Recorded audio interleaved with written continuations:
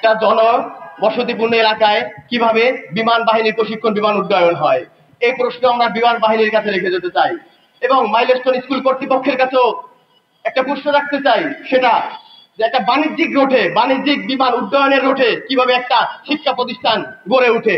আমরা অনেক জায়গায় শুনেছি এখানে যখন প্রতিষ্ঠানটা গড়ে তোলা হয় তখন বাংলাদেশ প্রশাসন থেকে তাদেরকে বাধা দেওয়া হয়েছিল, কিন্তু তারা সে বাধাকে উপেক্ষা করে তারা সেই শিক্ষা প্রতিষ্ঠান করেছিল। আজকের এই দায়, আজকে আমাদের ছোট ছোট ভাই বোন এরা মৃত্যুবরণ করেছে, এর জন্য দায়ী থাকবে বাংলাদেশ বিমান বাহিনী এবং স্কুল কর্তৃপক্ষ।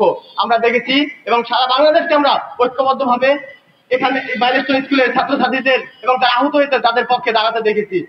কিন্তু আমরা দেখতে পেয়েছি পতিত বেশি যারা পালিয়ে গেছে, প্রায় 1 বছর অতিবাহিত হতে যাচ্ছে, তারা হাসি করছে, তামাশা করছে এটা নিয়ে। কিন্তু এখানে মাইলস্টোন স্কুলের ছাত্রদের সাথে বাংলাদেশ সরকারের সাথে একটা সমস্যা সৃষ্টি হয়েছে, কিছু দাবি দেওয়া নিয়ে তারা একটা আন্দোলন করেছে, কিন্তু সেখানে দেখলাম নিষিদ্ধ ছাত্রলীগ সেটাকে ব্যবহার করে আমাদের এই সচিবালয়কে তারা অচল করার পরিকল্পনা করেছিল। গত 1 বছরে বাংলাদেশ সরকার অর্থাৎ এই উপদেষ্টা সরকার বাংলাদেশের জন্য কি করেছে আপনারা দেখেছেন। তারা একটা খুনিকেও গ্রেফতার করতে পারে নাই ভালো করে, এবং তাদেরকে কোনো ধরনের শাস্তির আওতায় আনতে পারে নাই, এবং যাদেরকে গ্রেফতার করেছিল তারাও বিভিন্নভাবে বিভিন্ন উপায় জামিন পেয়েছে। ঠিক কিনা ভাইয়েরা আমার? প্রিয় সহযোদ্ধা বন্ধুগণ, আমরা স্পষ্ট ভাষায় বলতে চাই, প্রশাসন যদি কাজ করতে না পারে তাহলে এই সরকারকে গুরুত্বপূর্ণ পদক্ষেপ নিতে হবে। যারা কাজ করছে না তাদেরকে সেখান থেকে বাদ দিতে হবে। নতুন করে প্রশাসনকে আপনি কাজে লাগান, নতুন করে প্রশাসনে আপনি নিয়োগ দেন।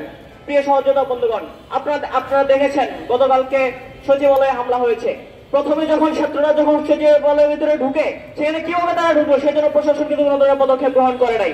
প্রতিবাদের দোসররা তোমরা সাবধান হয়ে যাও, আমরা যদি আবার লাঠি হাতে নিয়ে বের হই আমরা কিন্তু একজনকেও রেহাই দিব না। প্রতিবাদের দোসরদের ঠিকানা আমরা কিন্তু বাংলাদেশে রাখবো না। সংগ্রামী সাথী ও বন্ধুগণ, আজকে বাংলাদেশে নির্বাচনের জন্য অনেকে উন্মাদ হয়ে গেছে, নির্বাচনের জন্য অনেকে পাগল হয়ে গেছে।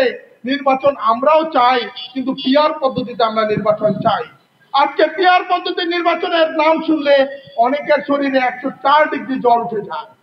কেন 104 ডিগ্রি জ্বর উঠে যায়? কারণ পিআর পদ্ধতি এমন একটি পদ্ধতি যেই পদ্ধতিতে নির্বাচন হলে প্রত্যেকের ভোটের মূল্যায়ন করা হবে। আজকে আমরা দেখেছি স্বাধীনতার পর থেকে যারাই ক্ষমতা এসেছে এদেশের মানুষকে তারা মুক্তি দিতে পারে নাই, তারা কল্যাণ এনে দিতে পারে নাই। কেন পারে নাই?